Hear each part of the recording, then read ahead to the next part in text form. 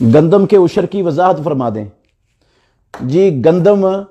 اگر گندم کی پیداوار کسان کے پاس نصاب کو پہنچ گئی ہے، یہ نصاب ہے، رسول اللہ صلی اللہ علیہ وسلم نے فرمایا لیس فیما دونا خمسۃ اوسق صدقہ، صحیح بخاری کی حدیث ہے، 5 وسقوں سے کم اگر پیداوار ہے تو اس میں زکوٰۃ عشر نہیں ہوتا۔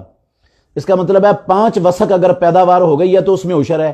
ایک وسق 60 سا کا ہوتا ہے اور یہ 5 وسق 200 سا بن جاتے ہیں، اور ایک سا کا جو صحیح اور تحقیقی وزن ہے وہ تقریباً 2 کلو 100 گرام بنتا ہے۔ اس طرح 15 من 30 کلو یہ بنتا ہے کل۔ اگر 15 من 30 کلو گندم بندے کو حاصل ہو گئی ہے تو اس کے اوپر عشر فرض ہو گیا ہے۔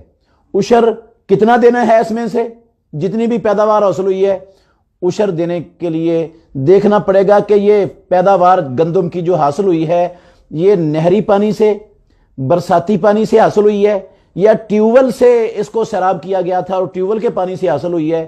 دونوں کا الگ الگ ہے۔ اگر بارانی زمین تھی یا نہری زمین تھی، اس کو بارش سے سیراب کیا گیا تھا، نہری زمین سے سیراب کیا گیا تھا، تو اس میں سے اللہ رب العالمین نے 10واں حصہ مقرر کیا ہے۔ یہ 15 من 30 کلو میں سے 10واں حصہ وہ اللہ رب العالمین کا حق ہے، وہ عشر نکالنا ہے۔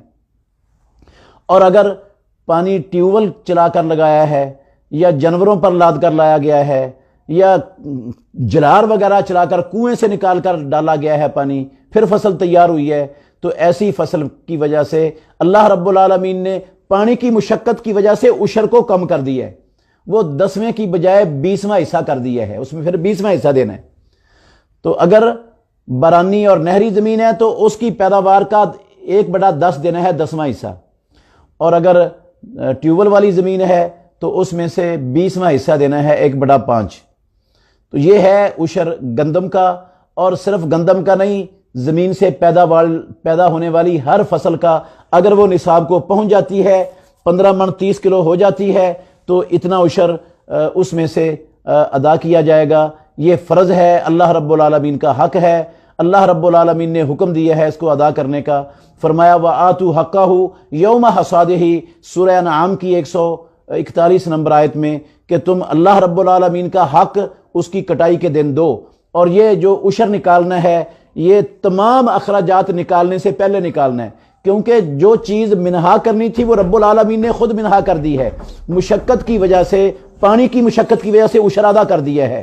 اور اگر اللہ کو پتا تھا کہ کئی لوگ ایسا زمانہ آئے گا اس میں کھاد ڈالنی پڑے گی، سپرے ڈالنی پڑے گی، بڑے کٹائی گہائی کے اخراجات آئیں گے، اور ٹھیکے والی کئی لوگ ٹھیکے پر کاشت کریں گے، تو کسی اور چیز کو اللہ رب العالمین نے جب نہیں منہا کیا پیداوار میں سے، تو ہمیں بھی منہا نہیں کرنا چاہیے۔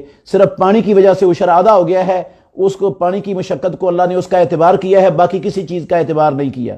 تو اس طریقے سے آپ گندم کا عشر کھلے دل سے، دل کی خوشی سے اللہ کی رضا کے لیے ادا کریں۔ انشاءاللہ اس سے آپ کی گندم بھی پاک ہو جائے گی، آپ بھی گناہوں سے پاک ہو جائیں گے، گندم کے اندر کمی بھی نہیں آئے گی، انشاءاللہ مال بڑھ جائے گا آپ کا۔